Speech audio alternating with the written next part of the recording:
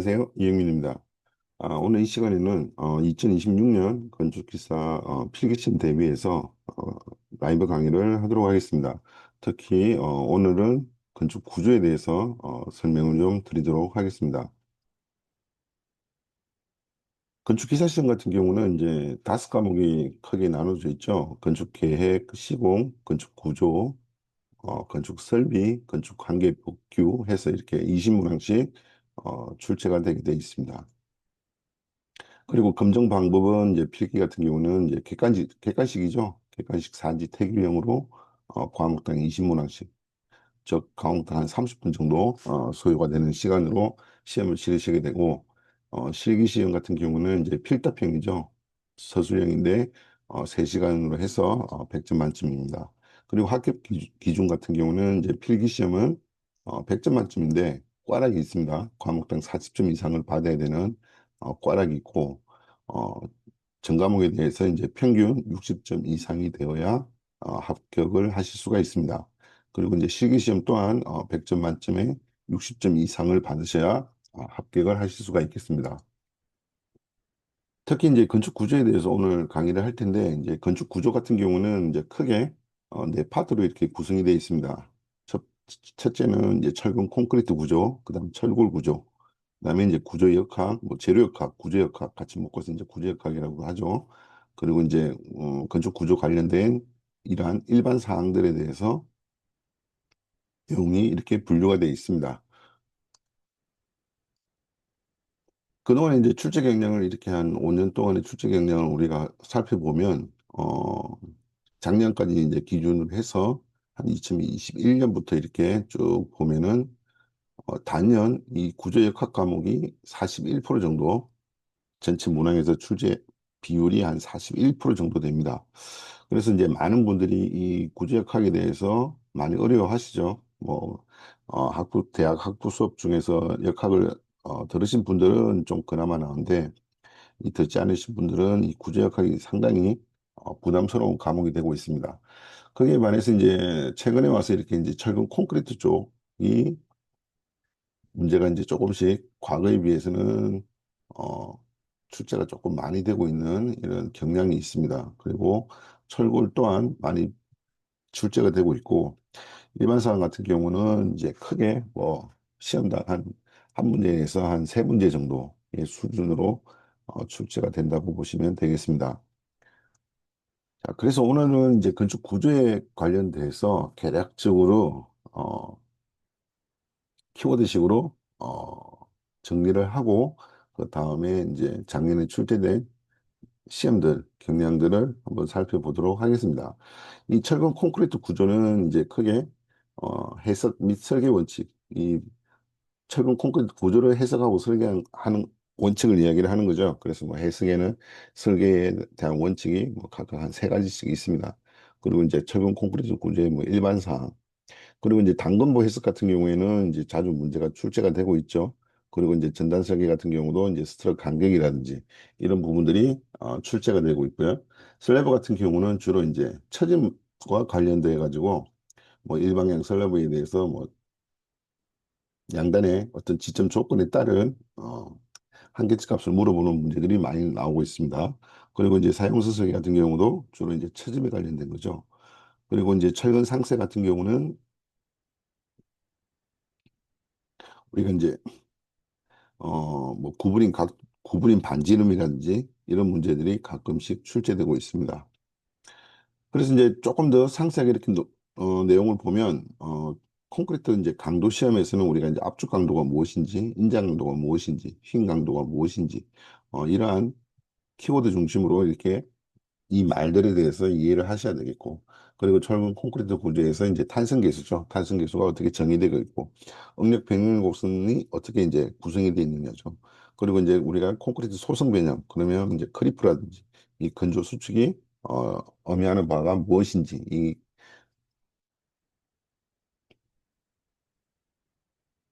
무엇인지에 대해서 이제 내용을 이해를 하고 있어야 되겠죠. 그리고 이제 장기 처짐이 무엇인지, 그리고 공식이 있습니다. 그 공식에 있어 몇 개의 변수가 있는데 이제 그 변수의 값들을 이제 어떻게 보느냐죠.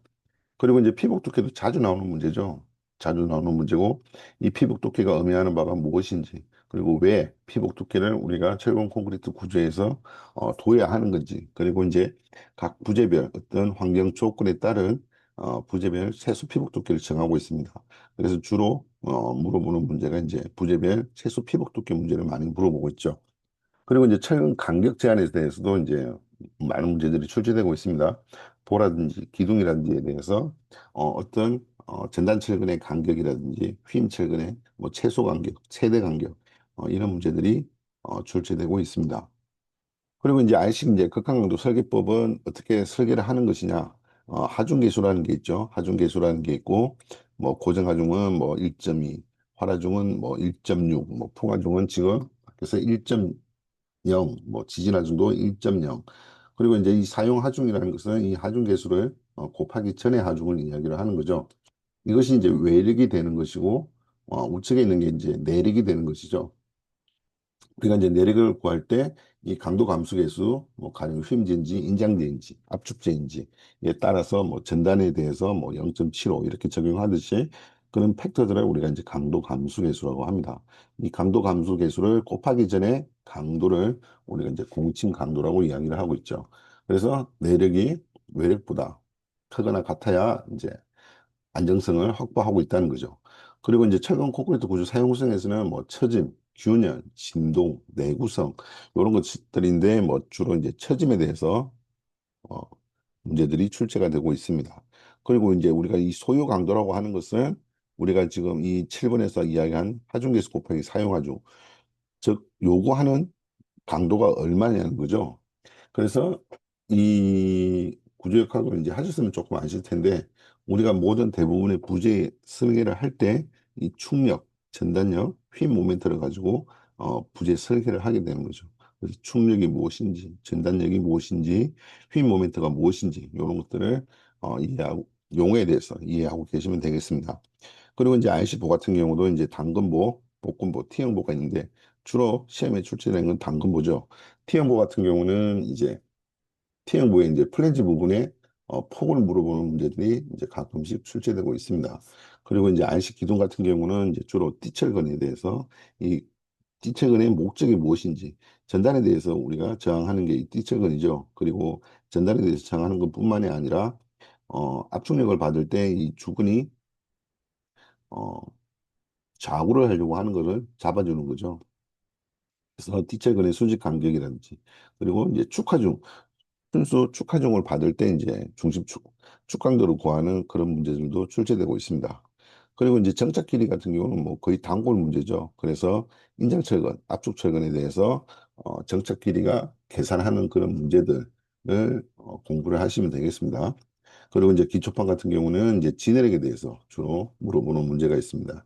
진해력이 얼마일 때 뭐 기초판 크기를 얼마로 해야 되느냐죠.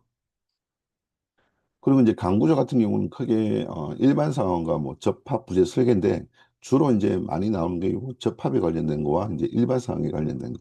요 내용들이 가장 많이 출제되고 있습니다.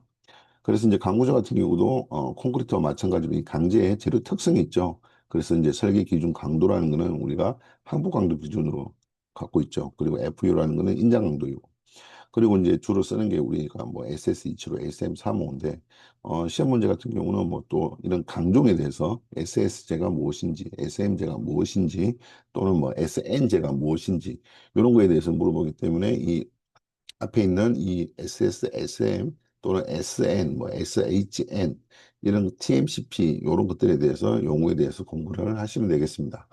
그리고 이제 접합에 있어 가지고 강구조는 크게 이제 단순 접합과 강접합이 있죠.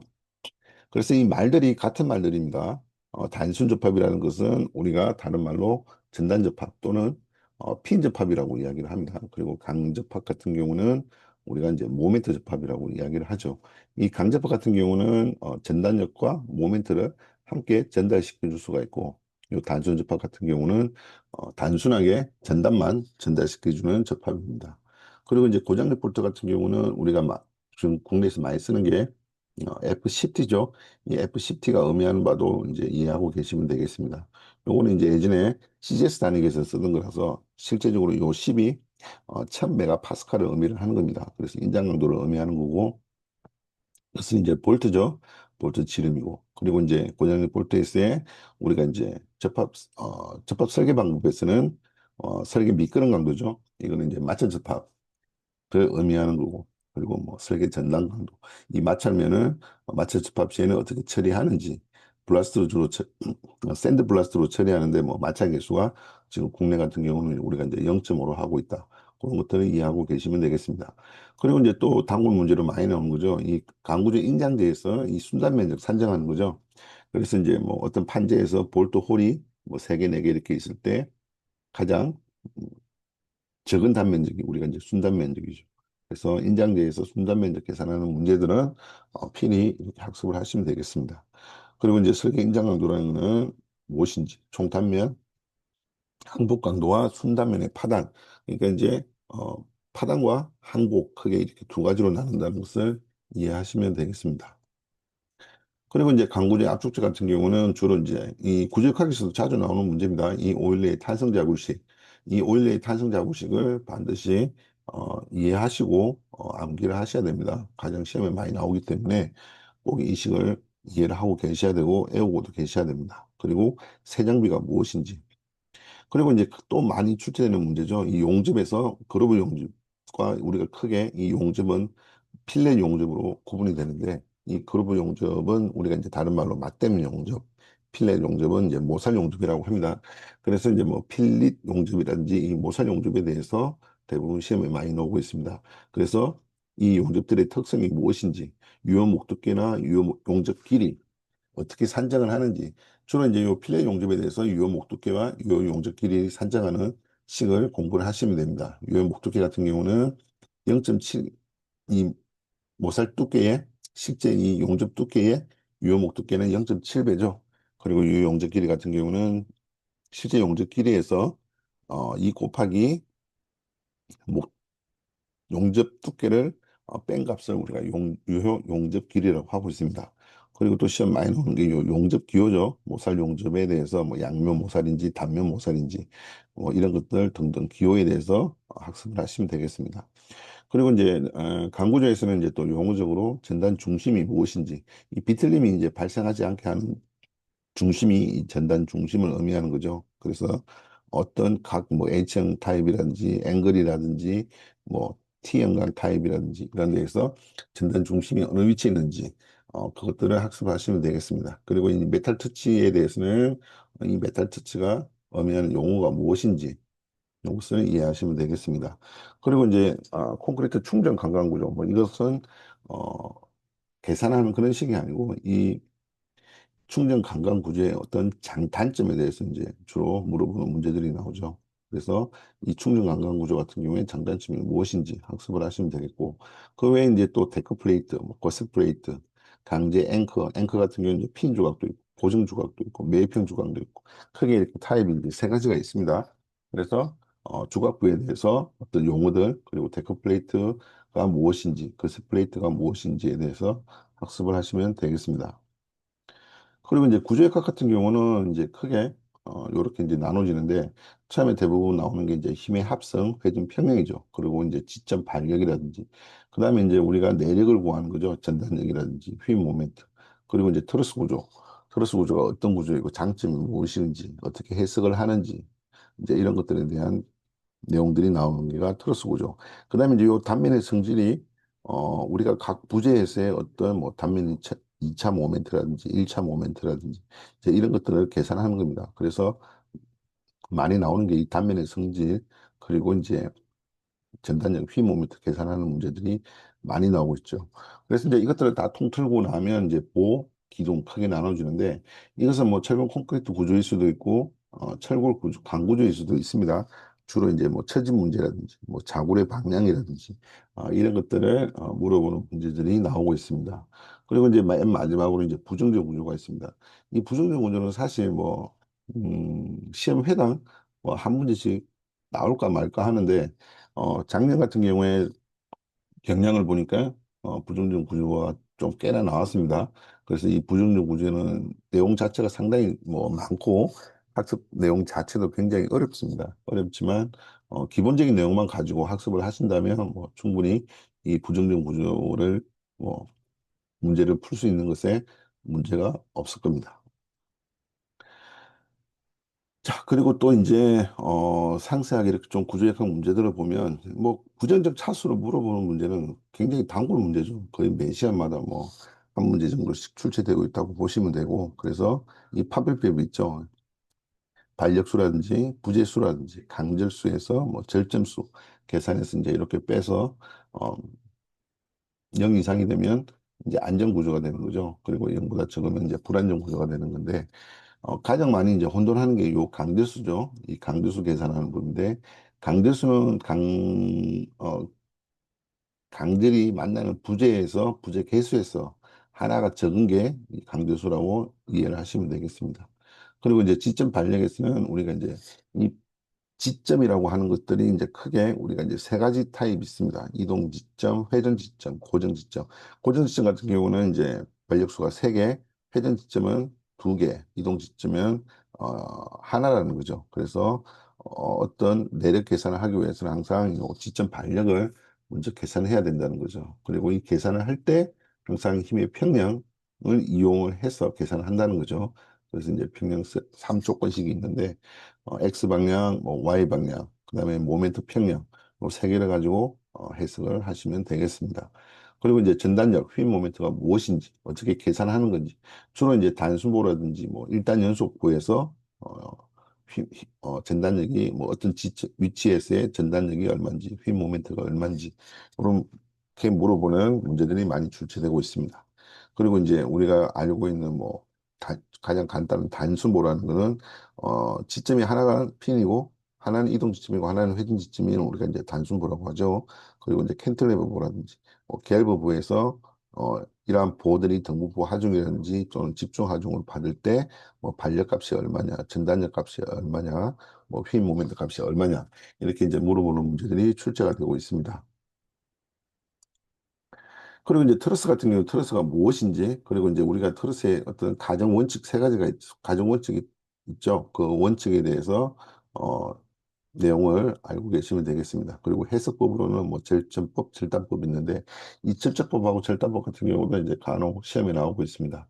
그리고 이제 부재력을 뭐 산정하는 문제도 나오고, 그다음에 특히 뭐 영부재가 몇 개 있느냐 하는 그런 영부재 찾는 것도 나오고 있기 때문에 이런 절전법이라든지 절단법이라든지 이런 것들을 이해하고 계시면 이런 부재력 산정이라든지 영부재 찾는 것을 찾으실 수가 있습니다. 그리고 이제 단면의 특성에서는 뭐 가장 시험에 뭐 단골로 나오는 거죠. 단면의 1차 모멘트를 구하는 거. 그리고 단면 2차 모멘트를 구하는 거. 특히 평행축이 이동이 됐을 때 단면 2차 모멘트 구하는 것들이 많이 나오고 있죠. 그리고 이제 단면 계수는 이제 휨하고 관련된 거죠. 그리고 단면 2차 반경 같은 경우는 이제 좌구라고 관련된 거죠. 그래서 특히 이제 요런 네 개에 대해서 특히 단면 특성에 대해서 이해를 하시면 되겠습니다. 그리고 이제 후크의 법칙이죠. 후크의 법칙에서의 응력도, 변형도를 어떻게 계산하는지. 그래서 응력도를 단면적으로 나누게 되면 이제 수직 응력이 되는 거죠. 그리고 이제 우리가 온도 값 변함에 따라서 뭐 축박력 길이가 얼만큼 되느냐 하는 그런 문제들도 가끔씩 출제되고 있습니다. 그리고 이제 보 같은 경우는 이제 휘먹력에서는 이제 휘먹력 기본식이 있죠. 이제 시그마는 뭐 Z분의 M이다 하는 그 기본식과, 그래서 뭐 최대 휘먹력이 얼마냐 연단해서, 또는 뭐 어떤 위치에서의 최대 휘먹력이 얼마냐 하는 그런 문제들이 출제되고 있습니다. 그리고 이제 보의 전달능력이죠. 이 전달능력 기본식은 이제 우리가 보통 일반적으로 타워라고 하죠. 타워라 그래서 평균 진단 능력은 A분의 V죠. 그리고 이제 최대 같은 경우는 이런 형상 계수를 사용을 한다든지, 또는 원래 이제 타워 이 전자 능력식인 타워는 뭐 IB분의 뭐 VS 같은 어, 일반식을 사용해서 최대 전자 능력을 계산하실 수가 있습니다. 그다음에 이제 공예법이죠. 이 이제 부정능 쪽으로 이제 들어가게 되면 이제 우리가 많이 쓰는 게 공예법인데, 이 공예법에서 어떤 처짐이라든지 처짐각을 계산하는 문제죠. 사실 뭐 복잡한 문제입니다. 10번부터는 뭐 내용 자체가 이제 어렵고 이해하기도 어려운데, 사실 뭐 한두 문제를 포기한다고 하면은 지금 뭐 이런 10번이라든지 11번이라든지 12번 문제가 나왔을 때는 뭐 과감하게 이렇게 뭐 패스를 해서 넘어가는 것도 하나의 방법이라고 할 수가 있겠습니다. 그다음에 또 이제 모멘트 분배법이 원래 이제 시험에 가장 많이 나오는 거죠. 그래서 뭐 강도계수, 분배율, 분배 모멘트, 전달 모멘트 그렇게 해서 뭐 복잡한 부정적 우주는 나오지는 않습니다. 복잡한 거 나오진 않고 굉장히 간단한 문제로 해서 이런 부정적 구조 문제가 출제되고 있습니다. 그리고 이제 건축 구조 일반 사항이죠. 요 일반 사항에서는 주로 이제 물어보는 게 이제 구조 시스템, 그다음에 뭐 토질이나 기초에 관련된 건데 주로 뭐 부동 치마에 관련된 거죠. 그런 내용들을 물어보고 그다음에 이제 내진 설계 가령 뭐 우리가 이제 등가 증적 내진 설계를 할 때 뭐 등가 증적 하중으로 계산하거나 또는 뭐 동해석으로 해서 동하중으로 해서 계산을 하는데 동하중 쪽은 나오지 않고 다 내진 설계는 등가 증적 해석에 의해서 하는 그 계산식이 있습니다. 그 계산식을 식과 그 용어를 이해를 하고 계시면 되겠습니다. 그래서 이제 철근 콘크리트 구조, 강 구조의 어떤 정의라든지 특성에 대해서 알고 계시면 되고, 그 다음에 이제 시공별, 재료별로 이러한 조리식 구조, 뭐 가구, 목 구조, 트러스 구조, 아치 구조, 셀 구조가 어떤 특징을 갖고 있는지 이런 것들을 이해하시면 되고, 그 다음에 이제 또 뭐 초고층 시스템에 대해서도 뭐 사용되는 이런 시스템에 대해서 뭐 전단백 구조라든지 이중골조, 튜브, 아웃리그 구조 이런 것들이 무엇인지 그 정의와 뭐 장단점을 이렇게 이해하고 계시면 되겠습니다. 그다음에 이제 뭐 토지 및 기초 쪽에서는 뭐 흙막이 벽에서는 뭐 히빙이 무엇인지, 보일링이 무엇인지, 파이핑이 무엇인지, 언더피닝이 무엇인지, 액상화가 무엇인지 요 용어들에 대해서 이제 정의를 이해하고 계시면 되겠습니다. 그다음에 이제 기초하고 지진 같은 경우는 뭐 얕은 기초가 무엇인지, 깊은 기초가 무엇인지, 우리가 이제 깊은 기초 같은 경우는 주로 이제 말뚝 기초라고 이야기를 하죠. 얕은 기초는 우리가 이제 지네르 기초라고 하고 이런 것들이 무엇인지를 알고 계시면 되겠고, 기초판 형식에서도 뭐 독립 기초, 우리가 연속 기초, 복합, 원통 기초 이런 것들이 있는데 어떤 이런 모양의 형태를 그림으로서 이해하고 계시면 되겠습니다. 그리고 이제 말뚝 기초 같은 경우는 뭐 지지 말뚝, 마차 말뚝으로 주로 구분이 된다는 거. 그래서 지지 말뚝이 무엇인지, 마차 말뚝이 무엇인지. 그리고 이제 말뚝의 최소 간격이죠. 뭐 나무 말뚝일 때, 기성 콘크리트 말뚝, 강제 말뚝일 때, 그다음에 뭐 제자리 콘크리트 말뚝일 때 이 중심간 거리와 연단 거리에 대해서 알고 계시면 되겠습니다. 뭐 중심간 거리는 주로 이제 2.5D인데 이런 또 제자리 콘크리트 말뚝 같은 경우는 뭐 최소 거리가 있죠. 그래서 중심과 거리의 2.5배라든지 최소 거리 이상으로 확보를 해야 된다는 거죠. 그다음에 이제 시험에 많이 나오는 게 이제 이 부등치마입니다. 뭐 부동치마라고 하고 부등치마라고 하는데 그 원인이 무엇인지 그리고 대책을 어떻게 할 수가 있는지 대책을 세울 때 상부 구조는 뭐 어떤 식으로 해야 되고 하부 구조는 어떤 식으로 해야 된다는 거죠. 그래서 이런 부등치마를 방지하기 위해서는 뭐 대부분 이런 지중보를 설치한다는 거. 그것을 이해하고 계시면 되겠습니다. 그다음에 이제 내지성에서는 이제 뭐 시험에 뭐 굉장히 자주 나오는 겁니다. 이 지진의 규모의 용어, 그다음에 진도의 용어. 이 진도라는 거는 상대적인 거고 규모라는 거는 절대적인 거죠. 그래서 이 규모와 진도에 대해서 개념에 대해서 정확하게 이해를 하시고 계시면 되겠습니다. 그리고 이제 지진 하중을 산정할 때 우리가 필요한 게 있는 지진 구역, 그다음에 이제 지진 하중의 크기죠. 재현주기 우리가 지금은 이제 2,400년 재현주기 를 사용하고 있다는 거. 그다음에 이제 집안이 뭐 단단한지 무른지 그런 것에 따른 집안 분류라든지 그다음에 이제 건물의 중요도 이런 것들을 가지고 이제 이 밑면 전단력을 산정하게 됩니다. 그래서 이 중요도에 따라서 뭐 턱이라든지 중요도 1이라든지 2에 3 또는 거기에 따라서 이 화는 첨간 변이가 있습니다. 그래서 턱일 때는 뭐 0.01, 뭐 중류도 1일 때는 0.015, 그리고 중류도 2나 뭐 그럴 때는 0.02, 이 허용 첨간 변이에 대한 값들을 기억을 하고 계시면 되겠습니다. 자, 그러면 이제 작년에 좀 자주 출제된 문제들을 가지고 한번 같이 살펴보도록 하겠습니다. 먼저 이제 파트별로 쭉 설명하겠습니다. 건축 구조, 구조역학에 이제 관련된 것들이 가장 시험에 많이 나오니까 일단 건축 구조에 관련된 문제들을 먼저 한번 살펴보도록 하겠습니다. 이 건축 구조 같은 경우는 이제 철골하고 철근 콘크리트하고 이렇게 좀 같이 섞여서 이렇게 문제가 나오는 경향이 있습니다. 그래서 이것이 뭐 철근 콘크리트나 철골 구조가 아니고 역학적인 문제라는 거죠. 그래서 지금 뭐 이 문제 같은 경우도 지금 보면 6m 길이죠. 지금 기둥 부재죠, 기둥. 그리고 이제 압조 과정이 작용하고 있죠. 그럴 때 뭐 횡구속의 가장 유리한 조건. 이 횡구속이란 말은 어 이 기둥부재 같은 경우에는 이 압축력을 이렇게 받게 되면 이렇게 버클링이 생기는 거죠. 좌굴이 생긴다는 거죠. 그러면은 이 좌굴을 방지를 하는 것을 이 횡구숙이라고 이야기를 하고 있습니다. 그러면 우리가 그냥 직관적으로 봤을 때, 이 좌굴을 가장 유리하게 하려 그러면 지점이 뭐 이런 횡구숙 지점이 이런 지점 근처에 있어가지고는 별 효과가 없는 거죠. 그래서 직관적으로 가운데 있을 때 가장 어, 유리하다는 거죠. 그리고 이제 이게 지금 철골 부재라는 거죠. 철골 부재 같은 경우는 뭐 이렇게 H형이 있는데 이 강축이 있고 약축이 있습니다. 그래서 좌굴은 대부분 다 약축 쪽에서 발생을 한다는 거죠. 그래서 이제 그런 두 가지 개념을 가지고 보시면은 지금 6m 높이니까 이 5m 높이라는 거는 지점 근처이기 때문에 아무 의미가 없습니다. 그럼 당연히 3m 높이죠. 3m 높이에서 철골 같은 경우는 약축에서 버클링이 생기니까 3m 높이 약축에 대해서 어, 잡게 되면 가장 유리하다는 거죠.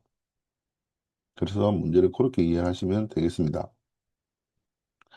그 다음에 이제 이 단순보죠. 이 단순보에서 아주 P가 작용하고 있을 때 처지 Y1과 Y2죠. 자, 지금 뭐 이 문제 같은 경우는 지금 스팬이 똑같습니다. 그리고 이제 여러분들이 한 가지 이제 구조역학을 하실 때 기억을 하고 계셔야 되는 게 특히 이제 이런 단순부에서 집중하중이 작용하고 있을 때 요 가운데 부분에서 가장 최대 처집량이 발생을 합니다.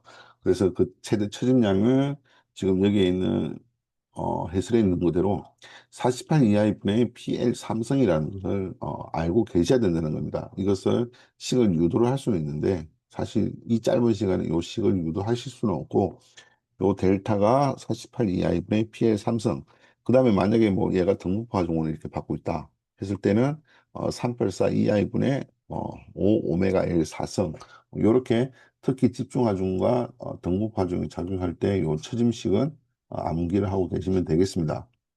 그러면은 지금 요 식을 보시면은 지금 이 I라는 거죠. 그 다음 E는 탄성계수죠. 그 다음에 I는 단면 2차 모멘트입니다. 그래서 지금 문제에서 지금 보여주는 대로 이 I는 일정하다는 겁니다. 그리고 지금 P도 같은 값이고, L 삼성이죠.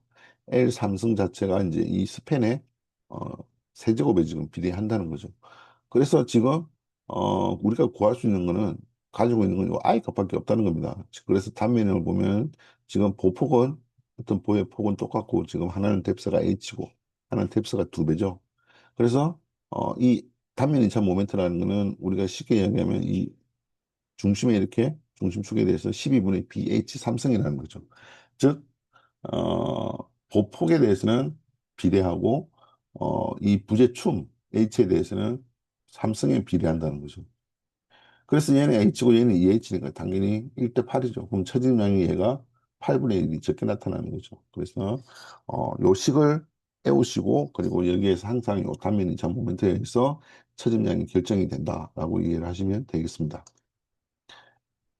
그다음에 이제 많이 나오는 문제죠. 이 조금 뭐 어려운 문제 같기는 한데 지금 우리가 이제 부등차수 판별식이 있죠. 그러면 이제 부재수로 구하고 반력수로 구하고 부재수, 강제수 구하고 그다음에 이제 절점수로 계산해야 되는 거죠. 그래서 지금 보면 여기는 하나는 핀이고 여기는 하나는 롤러죠. 그럼 여기서 두 개, 여기서 하나, 반력이 세 개가 되는 거죠. 그리고 부재수 같은 경우는 지금 하나, 둘, 셋, 넷, 다섯, 여섯, 일곱, 여덟, 이건 끊어진 게 아니고 이렇게 이어져 있는 겁니다. 그래서 부재수가 지금 9개입니다.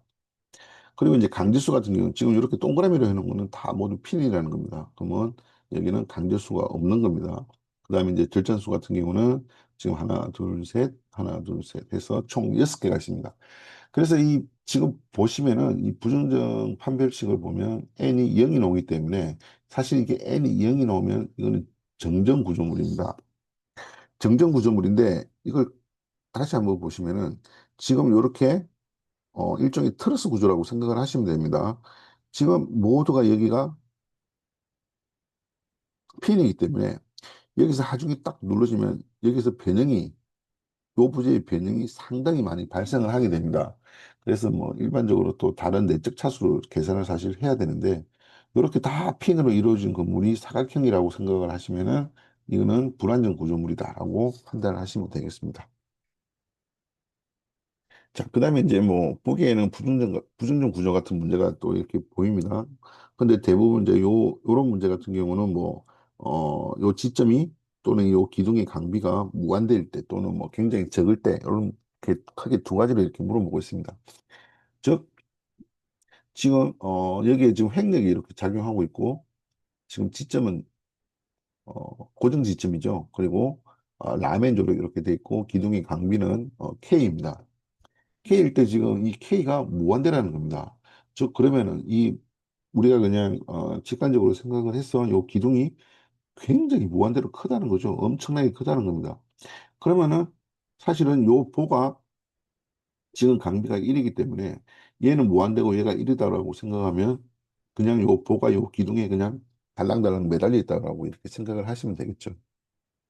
그러면 당연히 기둥의 모멘트가 최대가 되는 위치는 결과적으로 요 기둥이 캔틸레버 같이 움직인다는 거죠. 단지 요 보는 매달려 있는 거기 때문에. 그렇다고 하면 요 지점에서 가장 크게 반력값이 나타나겠죠. 그래서 무한대가 되면 지점에서 캔틸레버 거동을 하기 때문에 반력이 가장 크다라고 이해를 하시면 되겠습니다. 자, 다음으로 또 이제 또 부정적 차수 문제죠. 뭐 부정적 차수 물어보는 문제는 뭐 매 시간마다 한 문제씩은 거의 꼭 나온다고 보시면 되겠습니다. 자, 이거 같은 경우는 지금 여기가 픽스죠. 그러면 반력이 3개, 3개에서 6개가 있을 거고. 그 다음에 부재수로는 하나, 둘, 셋, 넷, 다섯, 6개가 있습니다. 자, 문제가 이제 강절수죠. 지금 이렇게 된 여기가 다 지금 강절인 겁니다. 그래서 아까 말씀드린 대로 강절수는 요 부재수보다 하나 적다라고 이해를 하시면 되겠습니다. 그러면 여기서 강절수가 2개, 여기서 2개, 여기서 하나, 여기서 하나가 생기는 거죠. 그럼 강절수는 총 6개가 있게 되고 절충수는 하나, 둘, 셋, 넷, 다섯, 6개가 있게 되는 거죠. 그래서 계산을 해보면은 이제 6차 구조물이 되겠습니다. 자, 다음 그림과 같은 단순도의 뭐 양단수, 이 수직 발육 문제를 물어보는 문제들은 또 뭐 거의 매 단골인데 이 하중의 이제 형태에 따라서 다르다는 거죠. 그래서 뭐 이것을 어떻게 직관적으로 보느냐에 따라 다릅니다. 지금 여기 삼각형이 2개가 있는 거죠. 근데 밑변이 밑면의 길이가 지금 2분의 1로 똑같고 그리고 최대가 지금 오메가라는 거죠. 그러면은 이거 2개를 합치면 하나의 사각형이 되는 거죠. 그러면은 뭐 우리가 쉽게 생각해서 사각형을 양쪽에서 균등하게 가져간다라고 생각을 하시면은 그러면 2분의 1 곱하기 오메가죠. 그러면 총 하중이 2분의 오메가 L이 되는 거죠. 2분의 오메가 L이 총 하중이 되고 2분의 오메가 L을 2분의 1씩 하면은 4분의 오메가 L씩 이렇게 반력이 발생한다라고 생각을 하시면 되겠습니다. 자, 그다음에 이제 정정 구조인데 이제 이런 문제 같은 경우 이제 부재력을 물어보는 문제입니다. 지금 C점과 D점에서 휘 모멘트 값 중 옳은 것은 하는데 이 구조각에서 우리가 어떤 뭐 라멘이라든지 보의 부지력을 계산을 할 때는 하중이 없는 부분에서 찾아가는 게 더 훨씬 편합니다.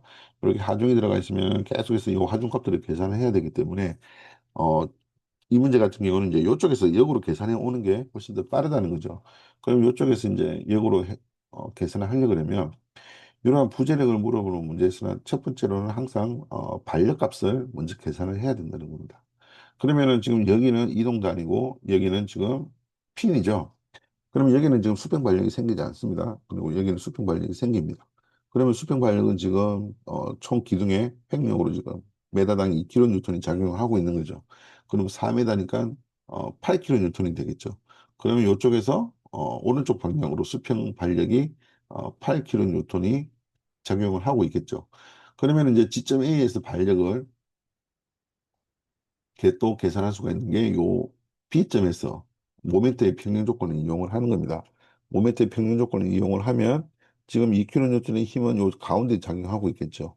그러면 8kN의 힘이 2m에 작용을 하고 있으니까 요 A점에서의 발력은 상향으로 작용해야 되겠죠. 요 지점에서 요 힘에 의해서 반시계 방향으로 지금 회전을 시키니까 요 A점에서는 시계 방향으로 회전을 시켜야 어, 안전 구조가 되는 거죠. 그럼 여기서 반력이 지금 16이 되는 거죠. 그래서 문제를 쭉 보는 겁니다. 이렇게 보기를. 그러면 이미 3, 4분은 아닌 거죠. 뭔가 32가 있으니까. 그래서 요 16이라는 반력이 지금 요 기둥부재에 대해서는 쭉 충력으로 작용을 하는 거죠. 충력으로 작용을 하는 거고, 요 CD 부재는 이제 보부재죠. 그러면은 요 16kN이라는 게 여기에서 전단력으로 요 부재에 작용을 한다는 겁니다. 그러면 C점에서의 D점에서 이제 평형을 가지고 계산을 해서 보면 지금 여기에서 우리가 이제 CD 분열만 가지고 놓고 봤을 때 지금 하부 쪽으로 전단력이 16이 작용하고 있으니까 당연히 이제 D 지점에서도 어,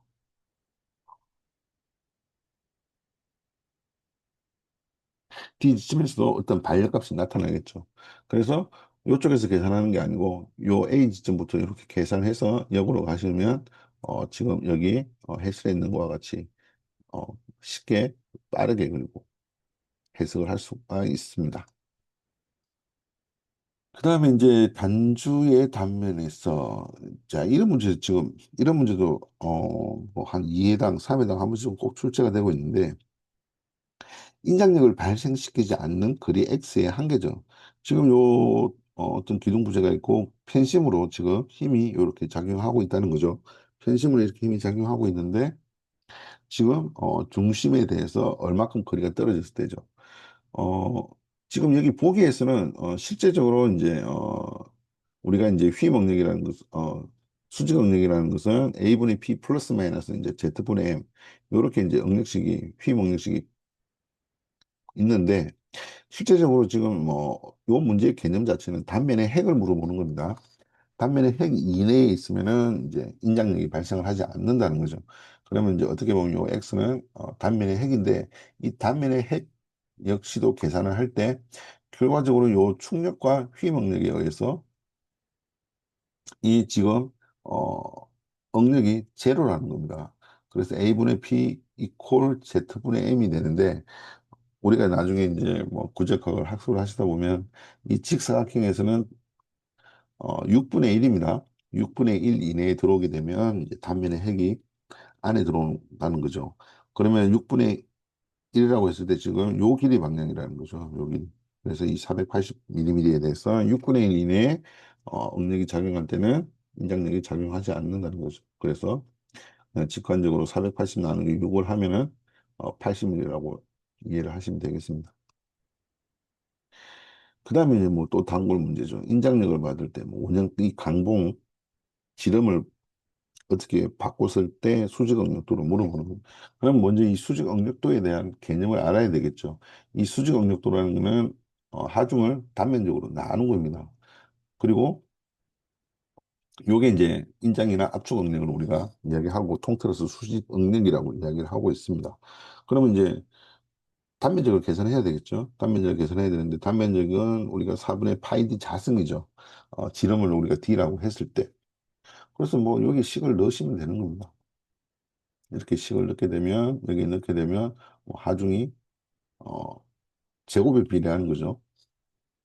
면적은. 그러니까 당연히 지름을 레벨하면 16배가 되는 거죠. 그래서 이렇게 4분이 되는 겁니다. 그다음에 또 뭐 부정차수 문제가 또 있습니다. 지금 이제 여기는 보면 픽스죠. 픽스고 여기 같은 경우는 핀입니다. 그리고 여기는 롤러입니다. 그러면 R 값이 여기는 반력 값이 여기서 3개, 여기서 2개, 여기서 하나, 총 6개가 발생을 하겠죠. 그래서 반력 값은 6개가 되고 부재수는 2개입니다. 그리고 강절수는 자 이거는 여기서는 이거는 핀이죠. 그리고 지점에서의 강절수는 계산하지가 않습니다. 그래서 강절수는 지금 여기 부재가 2개가 있죠. 그래서 강절수는 여기서 지금 하나가 이렇게 된다는 거고 절점수는 여기서 3개죠. 그래서 이것을 계산하면 3차 부정적 구조물이 되겠습니다. 그다음에 이제 H창강 생활 길이 6m 단수보 그리고 이제 등부 파종 제하시 최대 처집량. 그래서 아까 이제 앞서 말씀드린 대로 단순보에서 등부 파종을 받게 되면 그 처집식 이 자체를 계산을 유도를 할 수는 없습니다. 시간이 많이 걸리기 때문에. 그래서 단순보에서 등급파종을 받을 때는 384 2i분의 5 오메가 L 4승이다. 요 공식을 그냥 외우고 계시면 되겠습니다. 그래서 이 공식에 그대로 이렇게 되면 이 처지값을 계산하실 수가 있겠습니다. 그다음에 뭐 또 단골 문제입니다. 이 트러스 해법. 우리가 이제 가정을 해서 이 트러스는 해석을 하는 겁니다. 그래서 이런 기본 가정에 대해서 물어보는 문제는 뭐 거의 단골 문제입니다. 그래서 절점을 연결하는 직선은 재축과 일치한다. 그렇죠. 매력은 모두 절점에 작용하는 것. 그렇죠. 그래 이제 모멘트가 작용하지 않는다는 겁니다.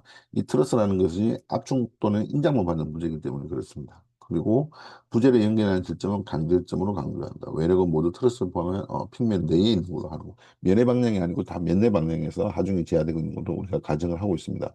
그래서 이게 간결점이 아니죠. 트러스는 항상 다 모두가 다 핀절점이기 때문에 모멘트에 대해서는 이제 설계를 하지 않는다는 겁니다. 그다음에 이제 최근 콘크리트 문제를 좀 살펴보도록 하겠습니다. 뭐 또 단골 문제입니다. 이 정착끼리 물어보는 문제 같은 경우는 지금 뭐 LTV입니다. 그래서 뭐 우리가 이 식을 알고 있어야 된다는 겁니다. 알고 있어야 되고 나머지 뭐 개수에 대해서는 대부분 다 이렇게 문제에서 주어지기 때문에 압축 이형철근 또는 뭐 인장 이형철근에 대한 정착식은 꼭 반드시 암기를 하시고 계시면 되겠습니다. 그래서 압축 이형철근 같은 경우는 이제 두 가지에 의해서 결정이 되는 거죠.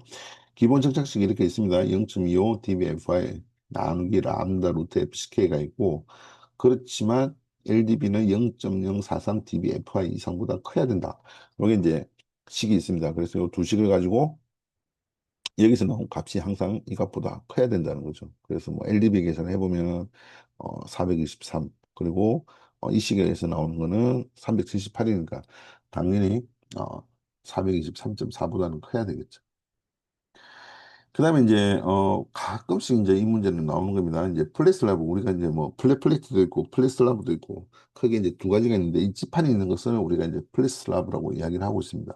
그래서 이제 이 플랫슬라브 설계시 요 지판이라고 하면 지금 요 그림에서 있는 대로 밑에 있는 요게 이제 지판입니다. 그래서 이제 지판이 없는 슬라브도 있고 있는 슬라브가 있는데 여기 지판이 있는 슬라브는 이제 플랫 슬라브 그다음에 지판이 아예 없는 거는 이제 플랫 플레이트 슬라브라고 우리가 이제 이야기를 하고 있습니다. 그래서 이 지판의 어떤 최소 두께라든지 최소 폭에 대한 규정이 있습니다. 그래서 이것은 암기를 하고 계시면 되겠습니다. 지판의 길이 같은 경우는 받침부 중심선이죠. 그 기둥의 중심선을 이야기를 하는 겁니다. 이 기둥의 중심선에서의 경간의 6분의 1 이상이 돼야 되고, 요 사이즈를 이야기하는 겁니다. 가로, 세로. 그리고 이제 지판 두께 같은 경우는 실제 이제 요 슬라브 두께죠. 슬라브 두께의 최소 4분의 1 이상 튀어나와야 된다는 겁니다. 그래서 이것은 이렇게 암기를 하고 계시면 되겠습니다. 그 다음에 이제 앞쪽 부재 철근양 제한 조건에 따라 사각형이나 원형 띠철근은 이 문제도 단골 문제입니다. 사각형이라든지 원형 띠철근 같은 경우는 최소 주근 개수가 4개라는 거죠. 그리고 삼각형 띠철근 기둥 같은 경우는 3개. 그 다음에 나선 철근 기둥 같은 경우는 최소 6개가 돼야 된다는 겁니다. 요거는 뭐 암기를 하시면 되고. 그 다음에 뭐 또 단골 문제입니다. 일방향 슬라브에서 체점을 계산하지 않고 정할 수 있는 슬라브 최소 두께. 뭐 일방향 슬라브에서 또는 일방향 보에서 체점을 계산하지 않는 조건. 그래서 크게 뭐 그 두 가지가 번갈아 가면서 이렇게 나온다고 보시면 되겠습니다. 그러면은 우리가 이제 알고 있어야 되는 게 뭐냐면 요 밑에 있는 요 표라는 거죠. 체점을 계산하지 않는 일방향 슬라브 최소 두께는 우리가 단순 지지일 때, 일단 연속일 때, 양단 연속일 때, 캔틸레브일 때, 요 최소 두께 기준이 있습니다. 그래서 이것을 암기를 하고 계셔야 된다는 겁니다. 그래서 양단 연속이니까 28분의 1을 가지고 계산을 하는 거죠. 이 L이라는 거는 지금 요 중심 스팬을 이야기를 하고 있습니다. 그래서 28분의 4200을 하면 150mm가 되겠습니다. 그 다음에 뭐 가끔씩 이제 나오는 문제인데, 이 철근에 대한 기술 중 옳지 않은 것. 이제 모든 부재에 대한 겁니다. 뭐 보라든지 기둥에 대해서. 우리가 이제 소위 늑근이라고 하는 거는 전단 철근의 이야기를 하는 겁니다. 전단 철근을 이야기하는 거고, 당연히 전단력에 저항하는 철근을 이야기하는 거고, 띠철근 같은 경우는 우리가 이제 보에서 이야기하는 건 아니고, 주로 이제 기둥 부재에서 바깥쪽으로 이렇게 테두리에 있는 사각형 모양이라든지 모양으로 지금 되어 있는 철근을 우리가 띠철근 T철근이라고 이야기를 합니다.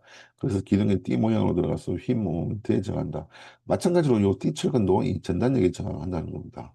그리고 보의 주건, 이 주건이라는 게 이제 휘 모멘트에 의해서 저항하는 거고, 기둥의 주건 역시도 압축력과 힘 모멘트에 저항하는 철근이라고 이해를 하시면 되겠습니다. 그리고 이제 베르건이라는 말은 이 주건하고 상반되는 말이라고 생각하시면 되겠습니다. 이 베르건은 우리가 또는 이제 주건의 상대에서 뭐 부건이라고 이렇게 이야기를 하는 겁니다. 그래서 베르건, 부건. 그래서 일반 슬라브 같은 경우는 우리가 이제 단변 방향이 어, 주원 방향이죠. 그래서 장변 방향은 베르건이라든지 뭐 부근의 방향, 부근에 대한 방향이 되겠습니다.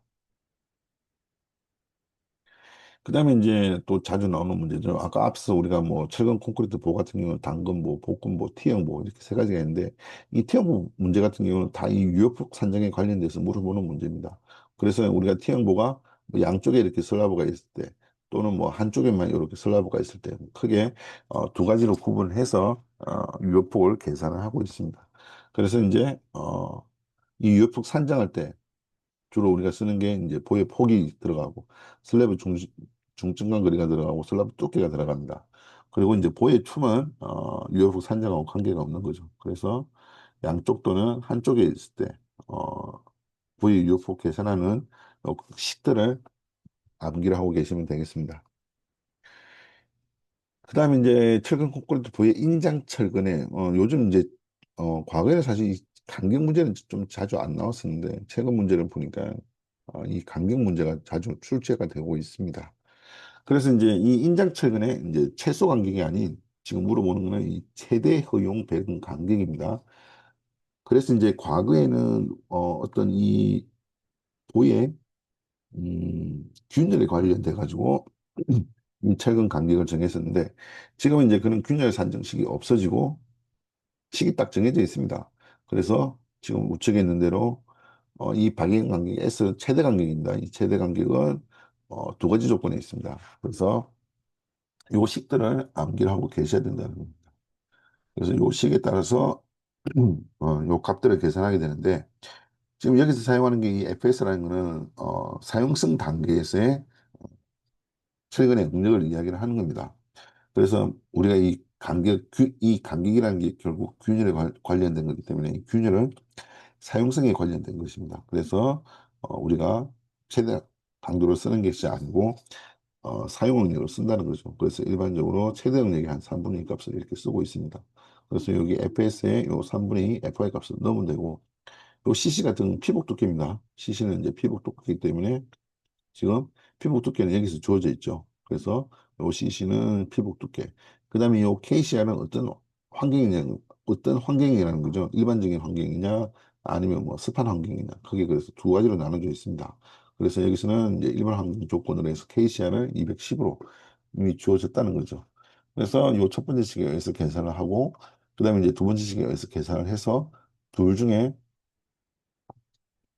작은 값을 써야 된다는 거죠. 그래서 작은 값이 195.3mm 계산되게 되겠습니다. 어, 굉장히 이제 개념적인 문제입니다. 이런 문제들은 좀 잘 출제가 되지는 않는데 이렇게 이제 개념적인 문제가 나오는데 이 강도 감소 계수에 대해서 물어보는 거죠. 그럼 지금 우측에 있는 대로 이 철근 콘크리트 같은 경우는 이제 각 부재의 종류와 이 부재가 어떤 응력을 받고 있느냐에 따라서 강도 감소 계수가 다르게 되어 있습니다. 그래서 뭐 여러분들이 우리가 가장 많이 지금 사용하는 게 보에서는 이제 인장 지배 단면, 압축 지배 단면, 변화 구간 단면이죠. 그래서 인장 지배는 0.85다. 그리고 이제 압축 지배 같은 경우는 주로 이제 기둥에서 사용하는 겁니다. 그래서 T체근 기둥 같은 경우는 0.65, 나선체근 기둥은 0.7을 쓰고 있다. 그 다음에 이제 변화 구간은 지금 여기서 미니멈과 맥스 값을 왔다 갔다 한다고 보시면 되고, 그 다음에 이제 전단력하고 비틀림에 관련된 것들은 안전성 때문에 더 작다는 거죠. 0.75. 그래서 뭐 사실 콘크리트 지압력, 뭐 포스 대신 정착구역, 그 다음에 스트루타이, 부근 이렇게 많이 있는데 주로 우리가 지금 문제에서 많이 보는 것들은 지금 여기 있는 요 값들이라는 걸 보시면 되겠습니다.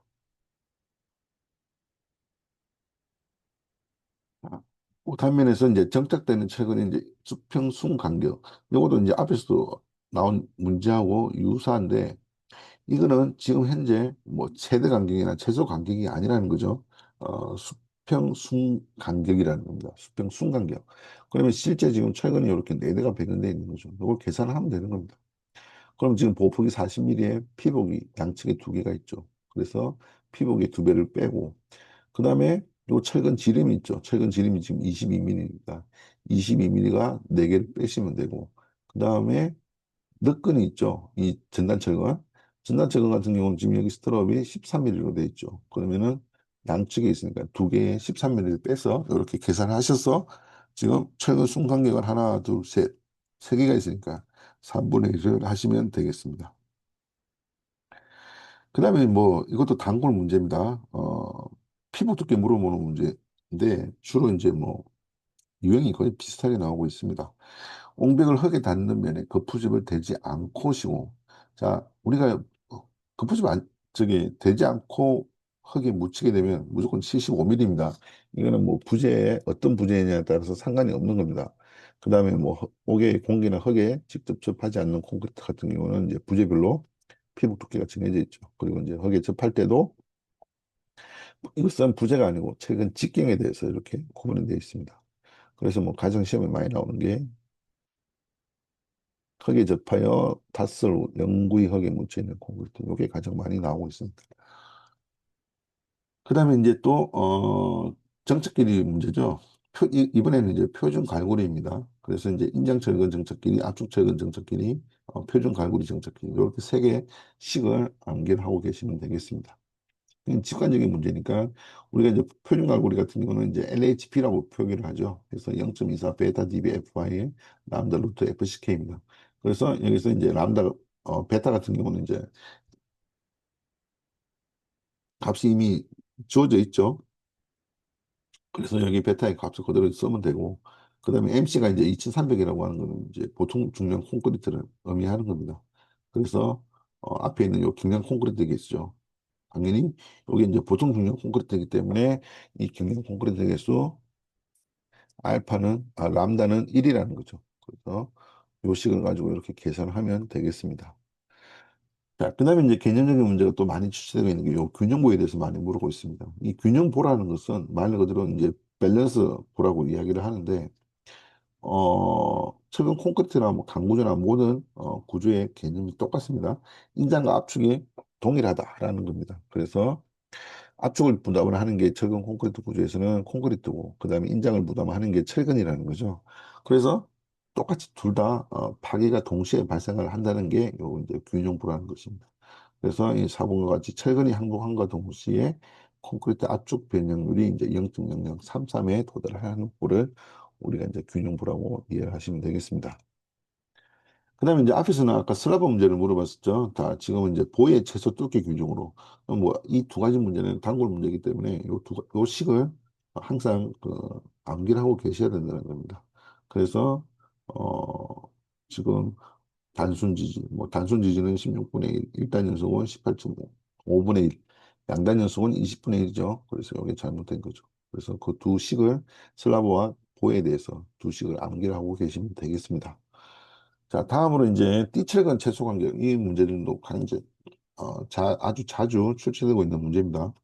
띠철근 최소 간격, 이 띠철근 지금 전단철근을 의미하는 거죠. 그러면 이 전단철근의 간격 제한하는 요구 사항들이 있습니다. 그 요구 사항이 이렇게 지금 기본적으로 세 가지가 있다는 겁니다.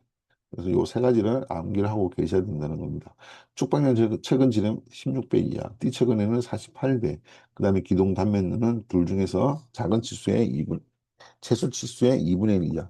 그래서 여기서 결정되는 최소값을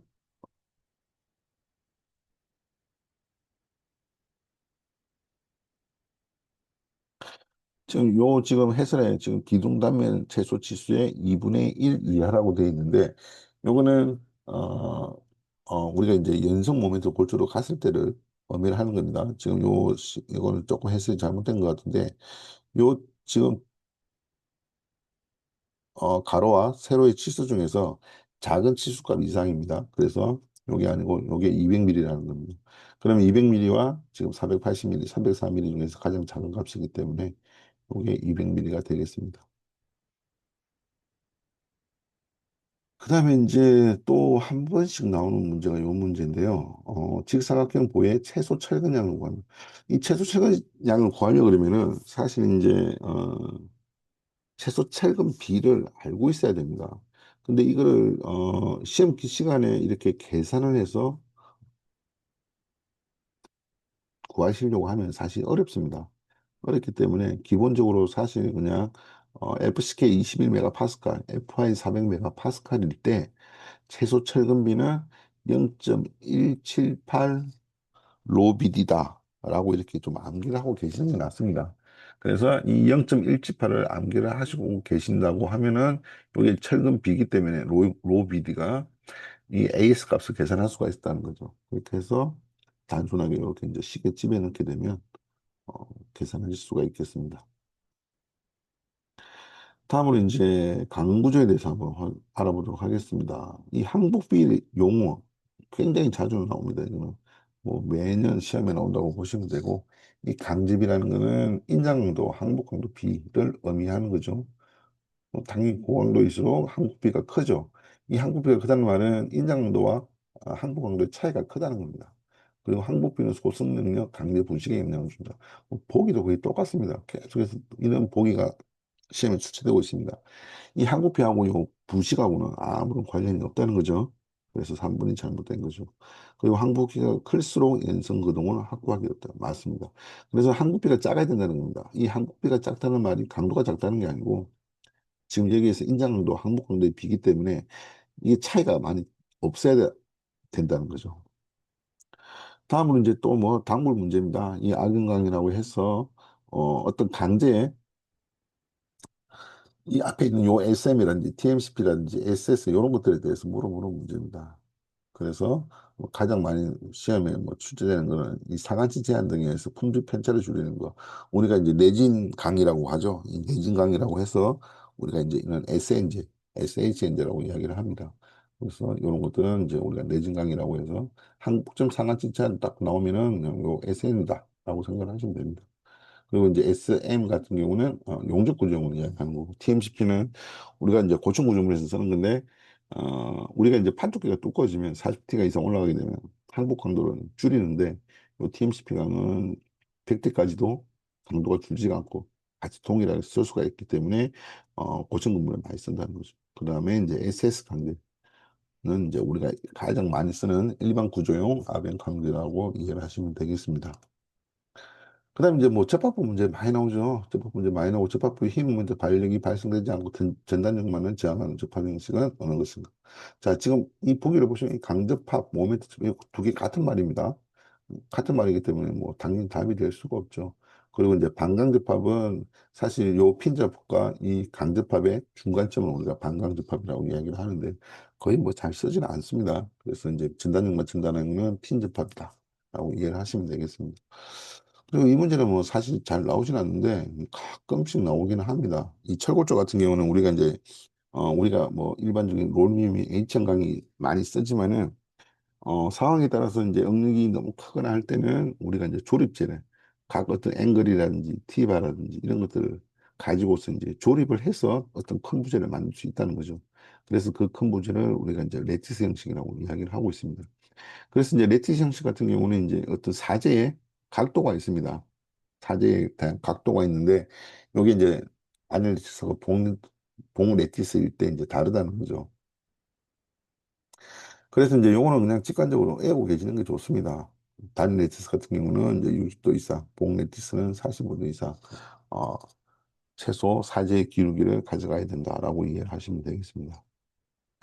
그다음에 이제 합성도 강구제에서도 이제 뭐 한 번씩 이 문제는 나오는 겁니다. 자주 나오지는 않는데 아까 앞에서 이제 콘크리트 구조에서도 우리가 뭐 T형부에 대해서 어떤 유효 보폭을 계산하듯이 강구조에서도 이제 합성보죠.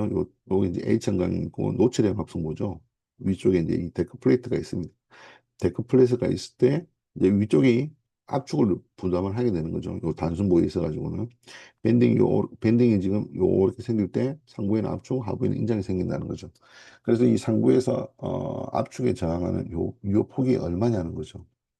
그래서 데크 플레이트 구조를 쓸 때 이 합성부의 유효폭은 이렇게 결정이 되는 겁니다. 양쪽 슬래브 중심간 거리, 그 다음에 보경간의 4분의 1 중에서 작은 값을 가지고 결정을 하시면 되겠습니다. 그 다음에 이제 고력볼트 접합의 종류에 해당하지 않는 것은 고력볼트 접합이죠. 그래서 우리가 크게 뭐 마찰, 지압 접합, 인장 접합이죠. 이 메탈 터치 접합 같은 경우는 이제 우리가 기둥을 서로 맞대어서 이렇게 이을 때 기둥에서는 그냥 하나의 이연 방법입니다. 접합의 종류에는 들어가지가 않습니다. 그 다음에 뭐 필리 용접에 대해서 설명에 대해서 이런 문제들도 굉장히 단골 문제라는 겁니다. 그래서 옳지 않은 것은 필리 용접 유효 면적 계산을 어떻게 하느냐. 유효 길이에 유효 목도계를 곱하는 것이죠. 그리고 유효 길이란 무엇이냐. 용접 총 길이에서 두 배의 필리 사이즈 공제한 값이죠. 그리고 유효 목도계는 용접 루트로부터 최단까지 거리로 하는데 이어미는 직각인 경우에는 필리 사이즈의 루트 2배로 한다. 루트 2배가 아니죠. 0.7배죠. 일종의 이게 이제 1 나누기 루트 2의 역수가 되는 겁니다. 그래서 3번이 잘못된 거죠. 그리고 이제 구멍 필릿, 어, 슬로 필릿 같은 경우도 이제 유효 길이는 목두개 중심선에 있는 염지선 축소기로 한다. 그래서 항상 대부분 이 사지선다 중에 보기도 거의 같은 요 보기가 나오고 있습니다. 그다음에 이제 볼트 하나 이렇게 이제 내력 계산하는 식이 한 번씩 나옵니다. 그래서 요것도 한 번씩 저기 알고 계셔야 된다는 거죠. 자, 인장파단 한계 상태에 대한 설계 인장 강도죠. 고려볼트 한계. 그래서 이제 인장 강도 식을 알아야 된다는 겁니다. 이 파에 우리가 그래서 이제 인장 같은 경우는 우리가 RNT라고 이야기를 합니다. 전단 같은 경우는 RNV라고 이야기를 하고. 그래서 강도적 관계에서 곱하기 요 FNT 이게 공칭 인장 강도입니다. 그래서 보기에 지금 어떤 때는 공칭 인장 강도를 계산하는 값을 줄 때도 있는데 지금 뭐 여기 같은 경우는 요거 FNT 계산하는 것을 주지는 않았죠. 그래서 FNT는 여기에서 지금 보시는 것과 같이 FU 값에 인장 강도 값에 0.75배. 이 왜 0.75배를 하냐면 이 나사선 때문에 단면 감소가 생기기 때문에 우리가 75%만 보는 것입니다. 그래서 FNT는 0.75 FNT를 해서 밀리미터 제곱당 756돈을 받는 겁니다. 그래서 이걸 쭉 다 계산하시면 되는 겁니다. 이렇게 계산하시면 강도지간 대수는 값을 주었기 때문에 이 값을 쓰시면 되겠습니다. 그 다음에 뭐 주각부에 대해서 물어보는 요것도 지금 뭐 많이 거의 뭐 단골 문제로 출제되는 거죠. 그래서 주각부라는 거는 지금 밑에 베이스를 이야기를 하는 겁니다. 기둥의 베이스를 이야기를 하는 건데 기둥 응력이 크면 당연히 뭐 윙플레이트 그래서 이 용어도 그림을 통해서 이렇게 학습을 좀 하셔야 됩니다. 윙플레이트가 뭔지 접합 앵글이 뭔지 리브가 뭔지 요 용어에 대해서 이제 이해를 하고 계시면 되겠습니다. 그래서 응력 분산을 도모하면 당연하죠. 그리고 앵커볼트라는 거는 기초 콘크리트에 매입된 주각부 이동을 그렇죠. 이 앵커볼트가 이제 기둥과 하부의 구조의 연결 부재가 되는 거죠. 그리고 주관은 조건에 관계없이 고정으로만 가정하여 응용을 설명할 수 있다. 고정만 쓰는 게 아니죠. 우리가 이제 핀 조각구도 있고 고정 조각구도 있고 매입형 조각구도 있고 그렇습니다. 그다음에 이제 모살 용접 계산하는 것도 자주 나옵니다. 그래서 모살 치수 8mm, 용접 기수, 용접 길이 500mm일 때 모살 용접 유효 단면적은 얼마있냐. 자, 모살 치수가 8mm니까 유효 목두께를 계산해야 되죠. 유효 목두께는 0.7배죠. 항상. 그 다음에 총 용적 길이가 500이니까 유효 용적 길이를 계산해야 되죠. 우리가 L2라고 해서 그래서 용적 길이에서 두 배의 용적 두께를 모살 치수를 뺀 것입니다. 그래서 이렇게 계산하시면 되겠습니다. 그다음에 이제 고력부터 체결부의 용어에 관련된 문제인데 한 번씩 자주는 나오진 않는데 한 번씩 이런 문제들이 출제가 되고 있습니다. 그래서 이제 고력부터 이 접합부를 지금 우측 그림 같이 이렇게 보시면 우리가 이제 여기 워시가 있죠. 일반적으로 이제 우리가 HSB 고장력 볼트라고 이야기를 하면 지금 요 형태를 이야기를 하는 겁니다. 그리고 이제 실제 국내에서는 우리가 이제 TS 볼트라고 하죠. 토크 시어 볼트라고 해서 지금 이런 거를 쓰는데 요 지금 고장력 볼트와 특수 고장력 볼트 TS 볼트의 가장 큰 차이점은 와샤입니다. 와샤가 지금 여기도 있고 여기도 있는데 여기는 와샤가 하나밖에 없습니다. 요게 이제 가장 큰 차이라는 겁니다. 그리고 이제 요거 같은 경우는 어느 정도 인장력이 마찰력이 도입이 되면 요게 핀테일이 여기서 끊어지는 거죠. 그래서 이제 요게 이제 워셔라 그러고 우리가 와샤와 워셔 요 사이를 조인 길이라고 이야기를 합니다. 그리고 바깥쪽에 있는 걸 너트.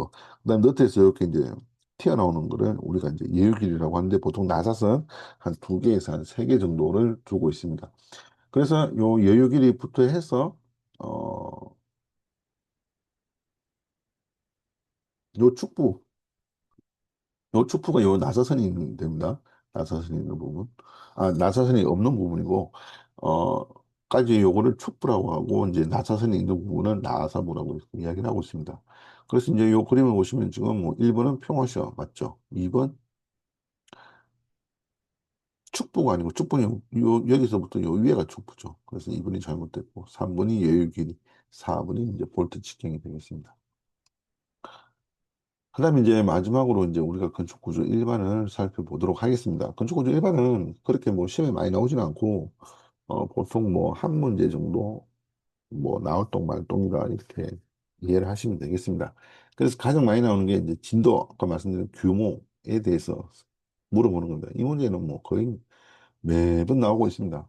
그래서 진도는 상대적인 거고 규모라는 건 절대적인 값이라는 거죠. 그래서 뭐 지금 이 사지선다에 있는 보기도 똑같습니다. 과거나 지금이나 바뀌는 게 없습니다. 그래서 진도는 사람이 느끼는 감감없이 계급부로 구분, 규모는 지배하는 운영과 표. 자, 항상 그래서 뭐 답이 4번인 겁니다. 이 규모라는 건 절대값이기 때문에 굉장히 정밀한 값입니다. 그렇게 이해를 하시면 되겠고, 그다음에 이제 부동치마도 시험에서 가장 자주 나오는 거죠. 이거는 조금 직관적으로 그냥 문제를 바라보시면 되겠습니다. 경사 집안에 있으면 당연히 뭐 문제가 생기겠죠. 그다음 이질 집안이라는 거는 하나는 집안이 좋고 하나는 집안이 낮은데 그럼 당연히 밑에 집안 조건이 다르니까 약한 쪽에서 주저앉을 수가 있다는 거죠. 그다음에 이질의 기초를 적용해서 당연하죠. 이것도 이제 2번하고 같은 말이라고 보시면 되고 건물의 강도가 불균등. 이 건물의 이 강도라는 거는 우리가 이제 스트렝스라고 이야기를 하는 겁니다. 그래서 사실은 뭐 이 스트렝스는 부등침하고 관련된 게 아니고 부재가 가령 뭐 슬라브라든지 보라든지 기둥이라든지 이런 부재들이 강하냐 약하냐 그걸 이야기를 하는 겁니다. 그래서 뭐 이런 부동치마의 여러 가지 원인들이 있죠. 뭐 요거는 주로 뭐 건축 시공에서도 이렇게 학습을 하시게 되는데 이런 것들을 보시면 되겠습니다. 그다음에 이제 지진력 장 시스템 아까 이제 말씀드린 이제 구조 시스템에 대해서 물어보는 겁니다. 그래서 이제 이런 것들은 좀 기본적으로 알들이 딱 똑같습니다. 똑같기 때문에 핵심적인 말만 보시면 되겠습니다.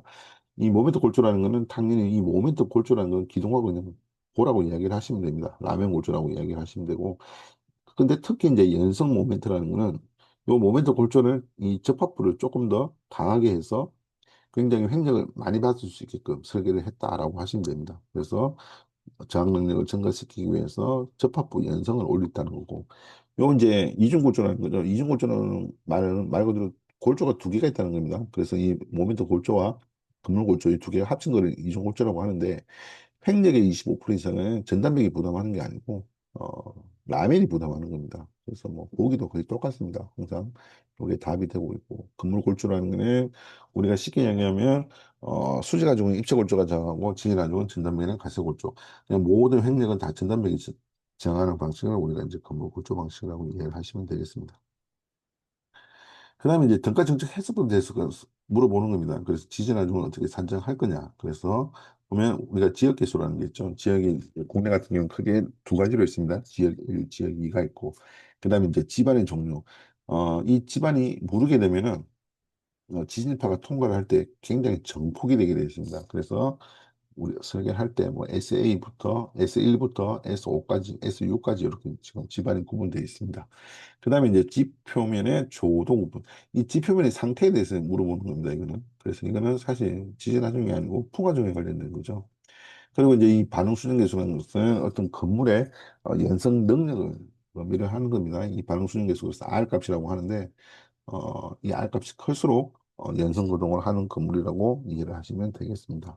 그래서 요 식을 지금 아래에 있는 요 등가정적 민변 진단적 산정식을 이해를 하시면 되고 지금 요 이런 용어들에 대해서 이 용어들이 무엇인지 이해를 하시면 되겠습니다. 그다음에 이제 토지 및 지반에 관련 이 업무들이 잘 출제는 되지는 않는데 뭐 가끔씩 출제된다고 보시면 되겠습니다. 주로 뭐 자갈청하고 모래청 그다음에 점토 지반 이렇게 세 가지를 물어보는 건데 당연히 뭐 점토청 같은 경우는 여러분들이 찰흙 같은 경우라고 생각을 하시면 되겠습니다. 그러니까 당연히 토수량이 적죠. 그다음에 뭐 점토와 물의 중간 크기는 우리가 이제 실트라고 이야기를 하고 있습니다. 그다음에 이제 지진 시 이제 액상화 현상이 생기는 건데 이 액상화 현상은 사육도 집안에서 생기는 겁니다. 이 점토 집안에서 생기는 게 아니고 이 말이 지금 반대가 되어 있는 거죠. 그래서 액상화는 사질토 집안에서 잘 일어난다라고 알고 계시면 되겠습니다.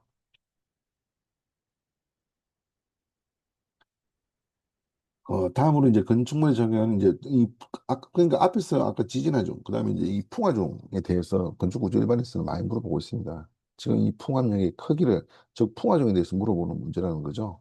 그래서 가장 거리가 먼 것은 이 건물의 무게, 높이, 형상, 풍속, 이 다 바람이 관련되어 있는 거죠. 건물의 높이가 높을수록 바람이 세겠죠. 그리고 형상이 어떻게 생겼냐에 따라서 특수 특별포화 중에 생길 수도 있고 안 생길 수도 있다는 거죠. 이 건축물의 무게는 웨이트라는 거죠. 이 웨이트는 관계된 거는 지진 하중이다 라고 이해를 하시면 되겠습니다. 자, 그러면 이것으로 우리가 이제 기출 문제까지 한번 살펴봤습니다. 이 기출 문제까지 살펴봤는데 지금 뭐 여기 있는 문제 정도만 갖고 이해를 하더라도 뭐 충분히 뭐 과락은 면할 수 있는 뭐 한 50에서 60 정도의 점수는 받으실 수 있으실 거라 기대가 됩니다. 그럼 이것으로 오늘 강의를 마치도록 하겠습니다. 그동안 수고하셨습니다.